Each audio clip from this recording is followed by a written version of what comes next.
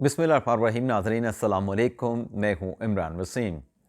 नाज़रीन, इस व्लॉग में एक तो आपको हम एक्सक्लूसिवली ये बताएंगे कि chief justice of Pakistan justice काजी फ़ाइसा ने जो फ़ौजी अदालतों के फ़ैसलों पर जो इंट्रा कोर्ट अपीलें दायर की गईं, उस बेंच में बैठने से क्यों इनकार किया, क्या वजह बनी, कमेटी में क्या डिस्कशन हुई, ये सारी डिटेल अभी कुछ देर में आप नाज़रीन के साथ हम शेयर करेंगे।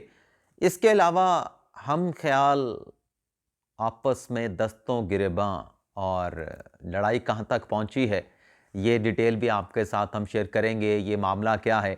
और इसके अलावा हमारे बी लॉ की जो दीगर अहम ख़बरें हैं, उनकी तफसीलात भी आप नाजरीन के साथ हम शेयर करने जा रहे हैं। ख़ास तौर पे शेर अफ़ज़ल मरवत साहब, रेड लाइन क्या उन्होंने क्रॉस कर दी, क्या मामला है, क्या कहा गया है शेर अफ़ज़ल मरवत की जानिब से। तो नाज़रीन, पहली ख़बर से हम अपने व्लॉग का आगाज़ करेंगे। लेकिन जैसा कि आप नाज़रीन जानते हैं कि आजकल के हालात में आपकी जो सपोर्ट है, मुझे बार बार कहना पड़ता है, माज़रत के साथ जिन दोस्तों ने अभी तक चैनल को सब्सक्राइब नहीं किया, वो चैनल को सब्सक्राइब भी करें और बेल आइकॉन का बटन भी प्रेस करें।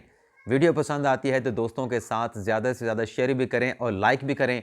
और आप दोस्तों के अब तक तावन का मैं बहुत ज़्यादा शुक्रगुज़ार हूँ, बहुत ज़्यादा मशकूर हूँ।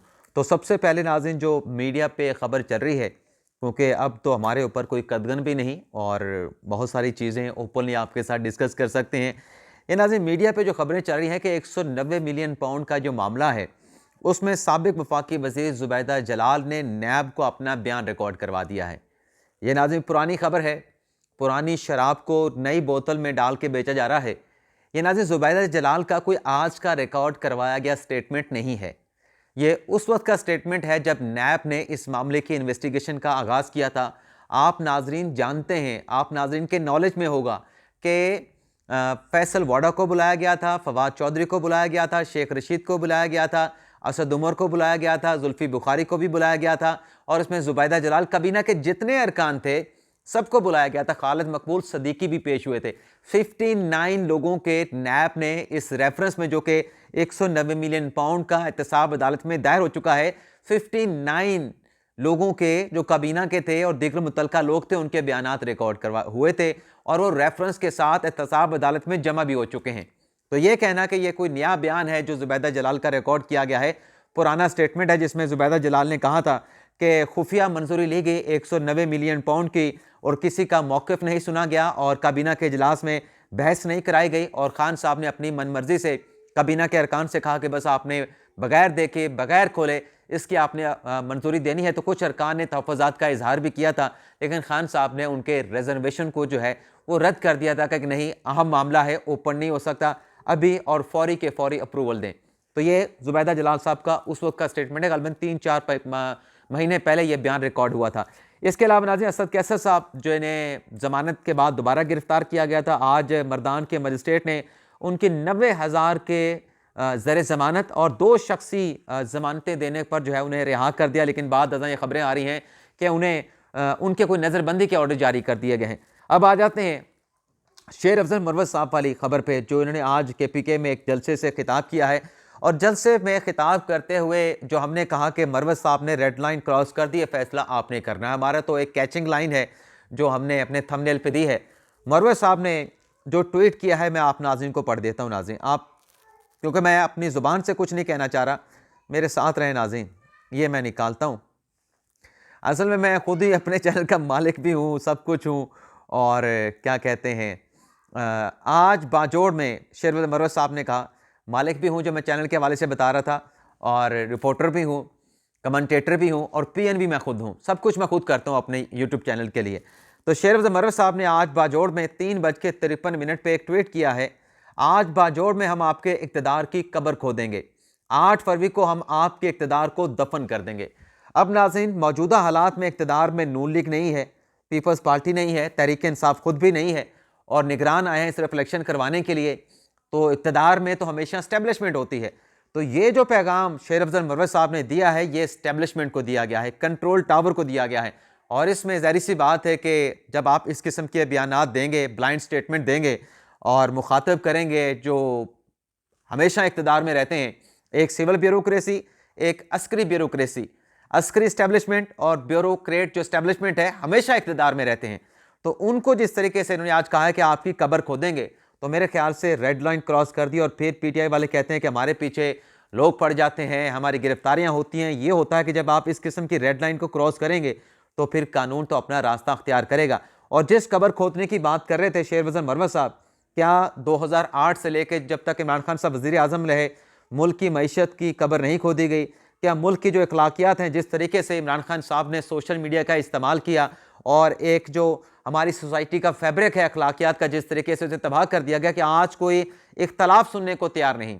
इख्तलाफी राय जो है वो कोई अगर लेता है, कोई राय लेता है, उसकी किस तरीके से ट्रोलिंग की जाती है, ये कभी नहीं था। 2007 से पहले, बल्कि 1999 से पहले जो चीज़ें चल रही थी, जो लड़ाइयाँ हुआ करती थी सियासतदानों की, 2006 में जो चार्टर्ड ऑफ इकोनॉमी कौन सा था, COD, चार्टर्ड ऑफ डेमोक्रेसी, उसके बाद चीज़ें संभली थी, चीज़ें स्ट्रीमलाइन हुई थी। लेकिन 2011 के बाद जब रीलॉन्च किया इमरान खान साहब ने पाकिस्तान तहरीक इंसाफ को, तो मईशत का बेड़ा गर्क तो खान साहब ने आके कौमी मईशत का तो हुकूमत में आके किया। KPK के बेड़ा गर्क खान साहब ने 2013 से शुरू कर दिया था, लेकिन अखलाकियात का भी खान साहब ने बेड़ा गर्क किया। तो अब ये जिस किस्म की बातें शेरवज़न मरवत साहब करें, तो आजकल जो तगदो में जद्दोजहद में है पाकिस्तान तहरीक इंसाफ, लगता है कि उनकी रही सही कसर भी मरवत साहब जो है वो निकालना चाहते हैं। मेरे ख्याल से पाकिस्तान तहरीक इंसाफ को ये पता करना चाहिए कि मरवत साहब किसकी विकेट पे और किसके लिए खेल रहे हैं। जिस किस्म के उनके स्टेटमेंट हैं, अच्छे तो बड़े लगते हैं, लेकिन इसका फ़ायदा नहीं, इसका नुकसान होगा पाकिस्तान तहरीक इंसाफ को। मौजूदा हालात में जब पहले ही क्राइसिस का सामना है, स्पेस बहुत कम नज़र आती है, उस स्पेस को भी लगता है कि मरवत साहब जो है वो मज़ीद कम करना चाहते हैं। इसके अलावा नाज़रीन आ जाते हैं, एक मैं तस्वीर आपको दिखाना चाहूँगा। मैं तो इसकी मज़म्मत करूँगा, आप देखने वाले मेरे साथ इख्तलाफ कर सकते हैं, आपको इख्तलाफ करने का पूरा हक़ है। मैं अपनी राय आप पे नहीं थोपूँगा, लेकिन आप भी की राय मेरे काबिल एहतराम है। लेकिन ये नाज़रीन, जो कुछ भी है, जो कुछ भी है, इसने कोई कत्ल का मुकदमा नहीं कर रखा, इसने कोई कत्ल नहीं कर रखा, किसी शख्स की जान नहीं रखी। इल्ज़ामात हैं, करप्शन के इल्ज़ामात हैं, अख्तियारात के नाजायज़ इस्तेमाल के इल्ज़ाम होंगे, लेकिन इस हालत में इसको बिठाना मेरे ख्याल से ये ज़्यादती है, ये नहीं होना चाहिए था। इसके अलावा नाज़रीन, इनकी जो अहलिया हैं हिबा चौधरी साहबा, उनकी कुछ लगता है कि अनबन है फैसल चौधरी के साथ। उन्होंने भी कुछ ट्वीट्स किए हैं। अब मैं वो ट्वीट भी आपको हिबा फवाद चौधरी साहबा के पढ़ देता हूँ। वो कहती हैं कि आज फवाद चौधरी को अदालत में पेश किया गया, फिर एंटी करप्शन के हवाले कर दिया गया। कल मुझे अडयाला जेल में फवाद से मुलाकात नहीं करवाई गई। वकील फैसल चौधरी के कहने पे सब कुछ हुआ और आज भी मुझे और मेरी बेटियों को पेशी के हवाले से कोई इतला नहीं दी जा रही वकील फैसल चौधरी की तरफ से। और फिर उन्होंने ये भी ट्वीट किया था, एक इनका मैं वो भी निकाल लूँ, आपको दिखाता हूँ। फवाद अभी तक नाहल नहीं हुए और इनकी कंपेन मैं खुद करूँगी और जेहलम से इलेक्शन वही लड़ेंगे और कोई सोचे भी ना इनकी जगह पे इलेक्शन लड़ने का। तो नाज़रीन, मेरे पास खबर यह है कि फवाद चौधरी साहब अगर रिहा नहीं होते तो वो जेल में बैठ के इलेक्शन लड़ेंगे। लेकिन जो हिबा चौधरी साहबा का जो स्टांस है, ज़री सी बात है कि उनके खामद है फवाद चौधरी साहब, उनकी मुलाकात नहीं हो रही। तो मेरे ख्याल से कि बहुत सारी चीज़ों का अदराक करने की ज़रूरत है और मामलात को सुलझाने की ज़रूरत है, मामलात को उलझाने की ज़रूरत नहीं है। और अगर मामलात को हिबा चौधरी साहब ने सुलझाने की साहिबा ने सुलझाने के बजाय मज़ीद उलझाया, तो फिर मेरे ख्याल से इनके लिए मामलात जो है वो आगे चल के जो है वो नुकसानदेह हो सकते हैं, ख़तरनाक नहीं, नुकसानदेह हो सकते हैं। ये मेरी एक कुछ सोर्सेज के हवाले से खबर है। अब आ जाते हैं जो काजी फायसा साहब के हवाले से खबर है कि वो मिलिट्री कोर्ट्स वाला जो बेंच है, जो इंट्रा कोर्ट अपील है, उस बेंच का हिस्सा क्यों नहीं बने। अब नाज़रीन, जो अंदरूनी कहानी है, मैं उस पर आने से पहले कि प्रैक्टिस एंड प्रोसीजर कमेटी में क्या डिस्कस हुआ, क्या बातें हुई, सबसे पहले मैं आपको ये एक और सवाल 2-3 मैं आपके सामने करना चाहूँगा, क्योंकि जब से कल से बेंच बना है तब से जस्टिस काजी फायसा साहब को अकेले टारगेट किया जा रहा है। बहुत सारे फिलासफर, बहुत बड़े बड़े यूट्यूबर, बहुत बड़े बड़े सहाफ़ी बातें कर रहे हैं, लेकिन नाज़रीन मैं आपको फैक्चुअली बता रहा हूँ और मतलब श्योरिटी के साथ बता रहा हूँ कि उन किसी के पास कोई खबर है ही नहीं। सिर्फ दावे कर रहे हैं कि ऐसा होना चाहिए था, वैसा होना चाहिए था, मेरे नज़दीक ये होना चाहिए था, मुझे ये लगता है ऐसा नहीं किया गया, ऐसे क्यों नहीं किया गया। अपनी राय है, खबर उनके पास कोई नहीं है। अब ये जो लोग आज बात कर रहे हैं कि काजी फायसा साहब भाग गए, दौड़ गए, भगोड़ा है, और जब बंदियाल साहब ने बेंच में शामिल किया था तब तो मौक़िफ़ लिया था कि प्रैक्टिस एंड प्रोसीजर एक्ट जब तक फैसला नहीं होता तो मैं बेंच में नहीं बैठूंगा, अब तो उसका फैसला भी हो चुका है, तो बेंच में बैठने से क्यों इनकार किया। कुछ दोस्तों ने यह कहा कि गालिबन काजी फैसल साहब जो है एस्टेब्लिशमेंट की ओपन हमायत नहीं करना चाहते। कुछ दोस्तों ने कहा कि एस्टेब्लिशमेंट की मुखालफत मोल नहीं लेना चाहते। बहरहाल जितने मुंह उतनी ज़बानें होती रहीं, लेकिन नाज़रीन बात यह है, अब मैं 2 सवाल आपसे पूछूंगा और मुझे पता है कि आपको उन सवालों का जवाब भी मालूम है। नाज़रीन जिन 5 जजेस ने, बल्कि उस सवाल पे आने से पहले एक और चीज़ भी है, मैं लॉजिकल बात करते हैं आपसे कि ये जो बेंच बना जस्टिस इजाजुल एहसन साहब वाला, बंदियाल साहब तो रिटायर्ड हो गए थे। बंदियाल साहब के बाद प्रैक्टिस एंड प्रोसीजर कमेटी बनी। प्रैक्टिस एंड प्रोसीजर कमेटी ने ये फौजी अदालतों वाला बेंच बनाना था। अगर काजी फायसा की नीयत ठीक ना होती, बदनीयती होती कि फैसला मन मर्जी का लेना है, मन मर्जी का बेंच बनाना है, तो प्रैक्टिस एंड प्रोसीजर कमेटी में उनकी अक्सरियत तो है उनकी जो नजर आती है। तारिक मसूद साहब अपनी राय भी ले सकते हैं, लेकिन जो अपेरेंटली जो चीजें हैं उसमें सरदार तारिक मसूद और जस्टिस इजाजुल एहसन साहब के थॉट्स आपस में बहुत मैच करते हैं। तो अक्सरियत है 3 जजेस की कमेटी, 2 में काजी फैसल साहब को अक्सरियत है। तो अगर मिलिट्री कोर्ट्स के खिलाफ फैसला देना होता, यानी जो ट्रायल वहां पे चल रहा है कि वो ट्रायल वहां पे फौजी अदालतों में चलता रहे, तो काजी फैसल साहब अपनी मन मर्जी मंशा का बेंच बना सकते थे, नया बेंच बना देते, असर नौ कार्रवाई का आगाज होता। लेकिन काजी फैसल साहब ने ऐसा नहीं किया। ये फैक्ट है नाज़रीन, ये हकीकत है कि उसी बेंच को बंदियाल साहब अगर चले गए, बाकी जो 5 जजेस थे उन पर मुश्तमिल बेंच बरकरार रखा और उसी बेंच ने पहली हेयरिंग पे, बंदियाल साहब के रिटायरमेंट के बाद जो पहली उन्होंने हेयरिंग रिज्यूम की, पहली हेयरिंग पे फौजी अदालतों के खिलाफ फैसला दे दिया। अब अगली बात जो आपको बतानी है वो नाज़रीन ये है कि जिन 5 जजेस ने, जिसमें इजाजुल एहसन साहब हैं, जस्टिस मुनीब अख्तर साहब हैं, जस्टिस नकवी साहब हैं, शाहिद वहीद साहब हैं, याया फरीदी साहब हैं, आयशा मलिक साहबा हैं। चलें, याया फरीद साहब का तो थोड़ा सा एक मुख्तलिफ व्यू है, लेकिन बाकी जो जजेस हैं, क्या उन जजेस को इन अपीलों के बेंच में शामिल कर सकते हैं? यानी इजाजुल एहसन, ये जो सरदार तारिक मसूद वाला बेंच बना है जो हुकूमती इंट्रा कोर्ट अपीलों पर समाअत करेगा, क्या इजाजुल एहसन साहब इस बेंच में बैठने के लिए क्वालिफाई करते हैं? नहीं करते। मुनीब अख्तर साहब करते हैं? नहीं करते, क्योंकि वो पहले फैसला दे चुके हैं। इजाजुल एहसन साहब भी दे चुके हैं। नकवी साहब करते हैं? नहीं करते। क्या शाहिद वहीद साहब करते हैं? नहीं करते। आयशा मलिक साहबा क्या इस बेंच में बैठ सकती है? नहीं बैठ सकती। यानी पहले जो बेंच देने वाले फैसला है, जिन्होंने कहा कि फौजी अदालतें गैर कानूनी है, गैर आईनी है, जो अपना फैसला दे चुके हैं, क्या वो इस बेंच में शामिल हो सकते हैं? तो आप भी यही कहेंगे और कह रहे हैं कि उन्हें बेंच में शामिल नहीं कर सकते। अब अकल ना हो तो फिर मौजा ही मौजा। मेरे ख्याल से बहुत सारे दोस्तों को मेरी ये बात समझ आ गई होगी कि मैं कहना क्या चाह रहा हूं। तो नाज़रीन, जब प्रैक्टिस एंड प्रोसीजर कमेटी में मामला गया, उसमें जो डिस्कस हुआ, उस पे आने से पहले जो कल हसनात मलिक साहब की, क्यूम सिद्दीकी साहब की लड़ाई हुई, और आज जो हसनात मलिक साहब ने खुद एतराफ़ कर लिया कि गालिबन जुमेरात को प्रैक्टिस एंड प्रोसीजर कमेटी इस बात का फैसला कर चुकी थी कि ये मुकदमात आइंदा हफ्ते समाअत के लिए लगेंगे। तो फिर जुमे के रोज जो हसनात मलिक साहब की लड़ाई हुई, इसका मतलब यह है कि उनके पास खबर नहीं थी।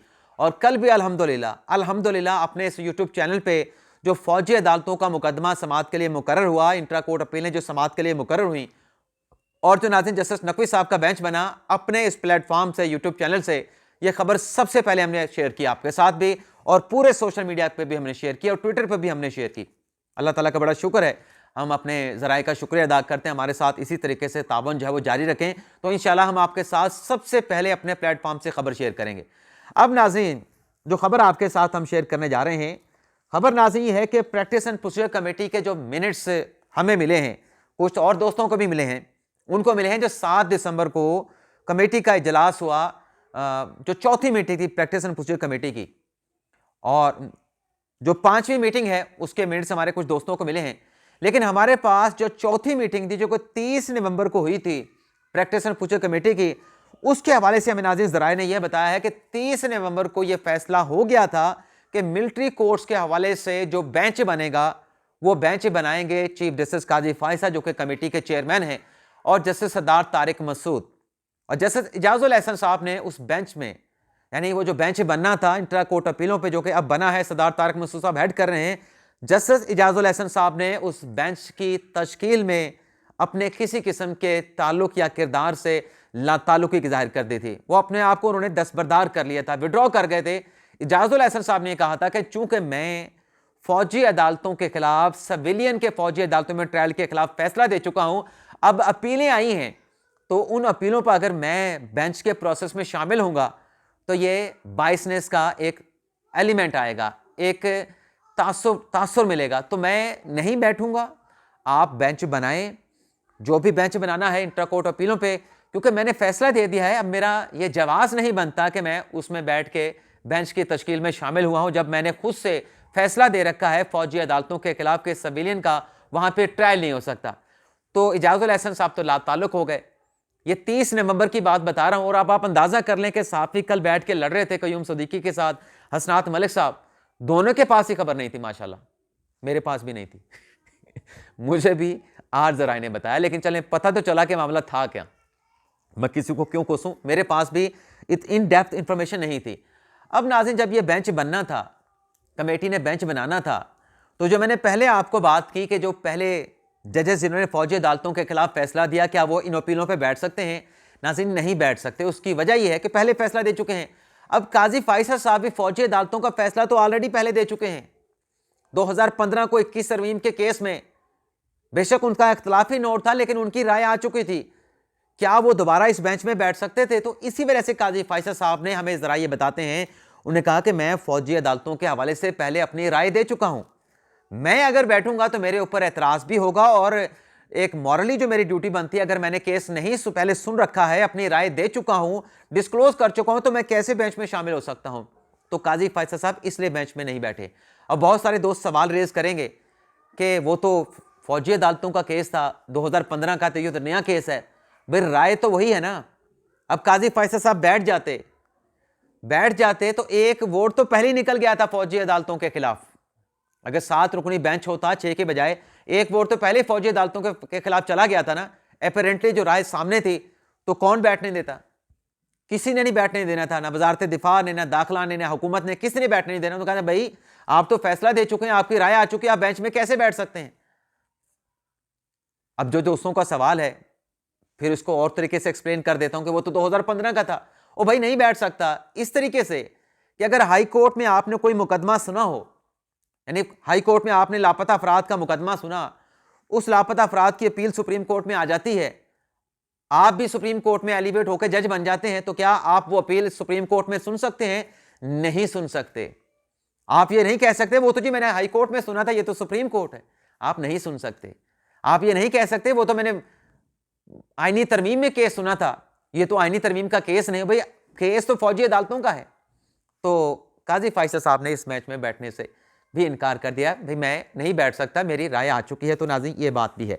इसके अलावा नाज़रीन एक और चीज़ भी आपको बताएं कि जो 7 दिसंबर को इजलास हुआ है नाज़रीन फौजी अदालतों वाला, उसमें अपना जो प्रैक्टिस एंड प्रोसीजर कमेटी का, उसमें यह फैसला हुआ है कि जितनी भी आईनी दरखास्तें हैं, उसमें इजाजुल एहसन साहब भी थे, उसमें सरदार साहब भी थे, काजी फैसल साहब थे, उसमें यह फैसला हुआ कि जितनी भी आर्टिकल 184(3) की दरखास्तें हैं, जिसमें नकवी साहब की भी हैं, बाकी भी हैं, सबको जो आइंदा हफ्ता है जो कि 11 दिसंबर से शुरू हो रहा है, सबको समाअत के लिए लगा दो। तो यह फैसला भी 7 दिसंबर जुमेरात को हो चुका था। तो ये हमने आपके साथ अंदरूनी कहानी नाज़रीन शेयर की है। इसके अलावा नाज़रीन कुछ और चीज़ें भी हैं, मैं ज़रा देख लूँ कोई चीज़ रह ना जाए आपके साथ शेयर करने के साथ। एक्सक्लूसिव भी आपके साथ हमने ये खबरें शेयर करनी है जो मैं पहले आपको बता रहा था नाज़रीन कि काजी फैसल साहब अगर बदनीयती होती तो बेंच मिलिट्री कोर्ट्स वाला पहले वाला चेंज कर सकते थे, इजाजुल एहसन साहब वाले जिन्होंने फैसला दिया। उसी तरीके से जिस तरीके से शौकत अजीज सिद्दीकी साहब का बेंच बना था, शौकत सिद्दीकी साहब वाला, जिसमें अब नया बेंच तश्कील दिया गया है। पहले बंदियाल साहब का बेंच था, लेकिन अब सारा का सारा बेंच काजी फैसल साहब ने चेंज कर दिया। क्यों चेंज किया है? उसकी लॉजिक है नाज़रीन। उसकी लॉजिक ये है कि बंदियाल साहब भी रिटायर्ड हो गए, जस्टिस मजहर आलम भी रिटायर्ड हो गए, जस्टिस सजाद अली शाह भी रिटायर्ड हो गए, सरदार तारिक मसूद बचे हैं, उनको हेड बना दिया, बाकी नीचे बेंच जजेस शामिल कर दिए हैं।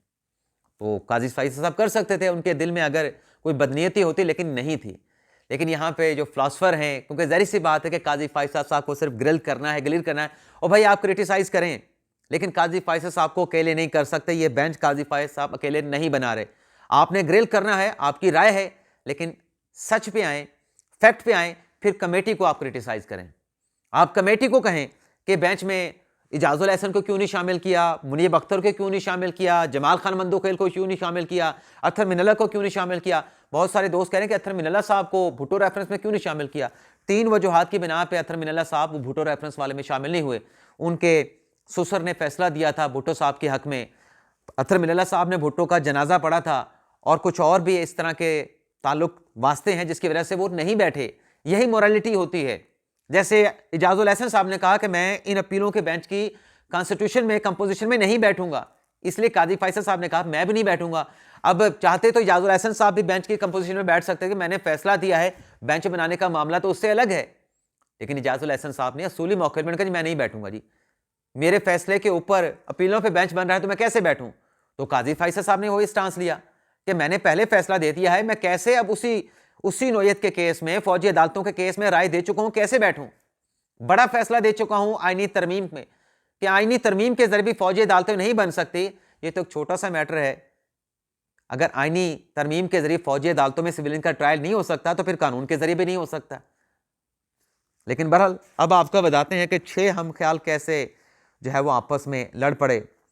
वैसे नाजरीन एक और चीज़ भी मेरे पास थी, ये जो सवाल मरोड़ उठ रहे हैं, हाँ वो क्या मामला था नाजरीन।